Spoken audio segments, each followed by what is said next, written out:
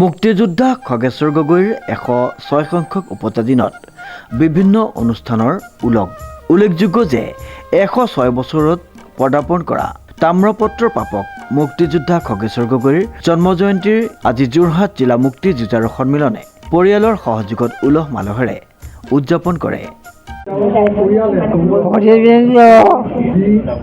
আৰু বিভিন্ন প্ৰান্তৰ পৰা বিভিন্ন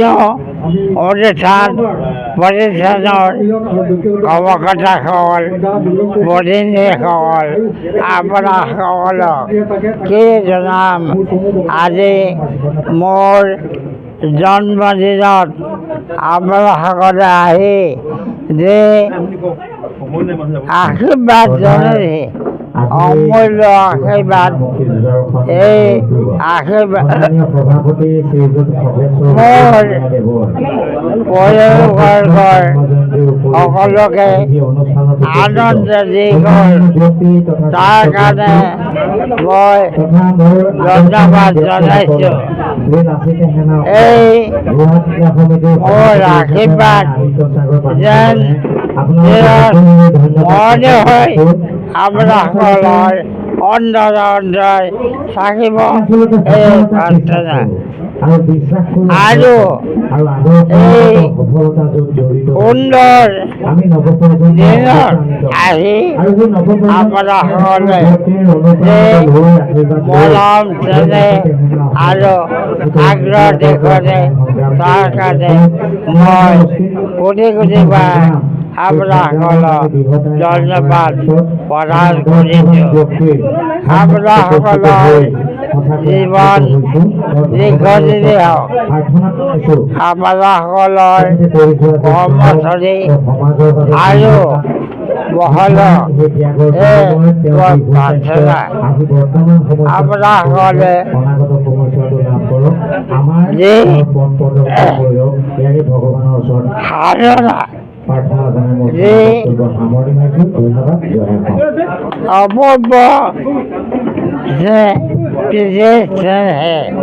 এই আশীৰ্বাদ আপোনাসকলে জনালে, তাৰ কাৰণে মোৰ অন্তৰত কোটি কোটিবাৰ ধন্যবাদ থাকিল।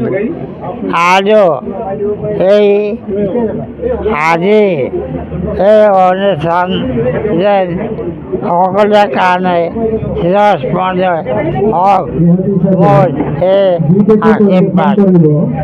আৰু বিশেষ মই ক'ব খোজা নাই, মোৰ বহুমূলীয়া মৰম আজি মই জনাইছোঁ। মুক্তিযোদ্ধাগৰাকী যোৰহাট মহানগৰীৰ দহবৰা চুকৰ বাসগৃহত অনুষ্ঠিত জন্মদিনৰ উলগ অনুষ্ঠানত যোৰহাটৰ কোটিৰো অধিক অনুষ্ঠান আৰু ব্যক্তিয়ে মুক্তিযোদ্ধাগৰাকীক উলগ সম্ভাষণ জ্ঞাপন কৰে।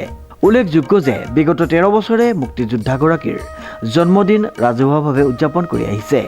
মুক্তিযুঁজাৰু সন্মিলনৰ কাৰ্যকৰী সভাপতি গিৰীশ চন্দ্ৰ বৰদলৈৰ সভাপতিত্বত অনুষ্ঠিত সভাখনিত আধাৰ আলোচনাৰ মুখ্য সম্পাদক তথা বিশিষ্ট সমাজকৰ্মী ডক্টৰ বলিন খাৰঘৰীয়া, অসম বিজ্ঞান লেখক সংস্থাৰ প্ৰাক্তন সভাপতি ডক্টৰ প্ৰমোদ চন্দ্ৰ নেওগ প্ৰমুখ্যে বিভিন্নগৰাকী গণ্যমান্য ব্যক্তিয়ে বক্তব্য প্ৰদান কৰে।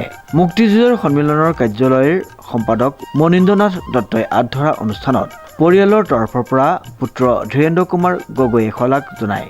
উল্লেখযোগ্য যে আজীৱন মহাত্মা গান্ধীৰ আদৰ্শৰে খদৰ ধুতি পাঞ্জাবী পৰিধান কৰি সৰল জীৱন যাপন কৰা মুক্তিযোদ্ধাগৰাকী বৰ্তমান স্বাস্থ্যৰ অৱনতি ঘটিছে যদিও স্মৃতিশক্তি প্ৰখৰ হৈ আছে। আজীৱন সমাজব্ৰতী মুক্তিযোদ্ধাগৰাকীক যোৰহাট মুক্তিযুঁজাৰু সন্মিলনে এক বিভূষাৰে বিভূষিত কৰিব বুলি জানিব পৰা গৈছে।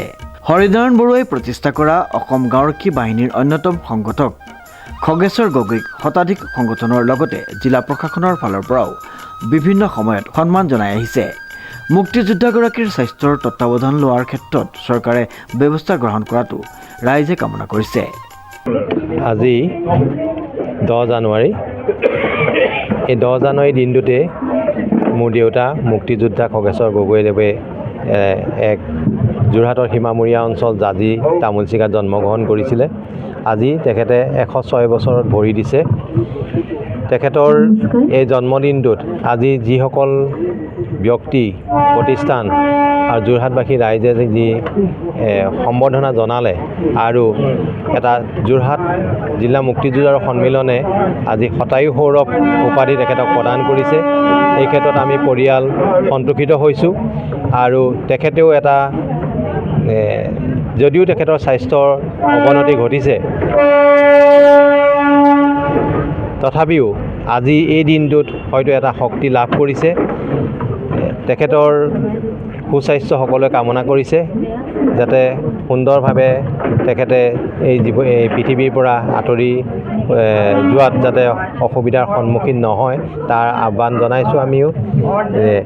আৰু তেখেতৰ গোটেই জীৱনটোতে এটা সৰল জীৱন তেখেতে অতিবাহিত কৰিলে। জীৱনত একোৱেই নাই তেখেতৰ নিজাববীয়াকৈ, কোনো স্থায়ী সা সম্পত্তিও তেখেতে গঢ়িবলৈ নিবিচাৰিলে। কেৱল গান্ধীজীৰ আদৰ্শৰে অনুপ্ৰাণিত হৈ তেখেতে দেশৰ সেৱা আগবঢ়াই গ'ল আৰু আজি হয়তো তেখেতে একদম নিষ্ঠাৱান কৰ্মী হিচাপে আছিল কাৰণেই হয়তো আজি 106 বছৰত তেখেতে ভৰি দিবলৈ সক্ষম হৈছে আৰু এই জন্মদিনটোত সকলোলৈকে শুভেচ্ছা জ্ঞাপন কৰিছোঁ। শ্ৰীমন্ত মাধৱ বৰুৱাৰ ৰিপৰ্ট, নিউজ নাও।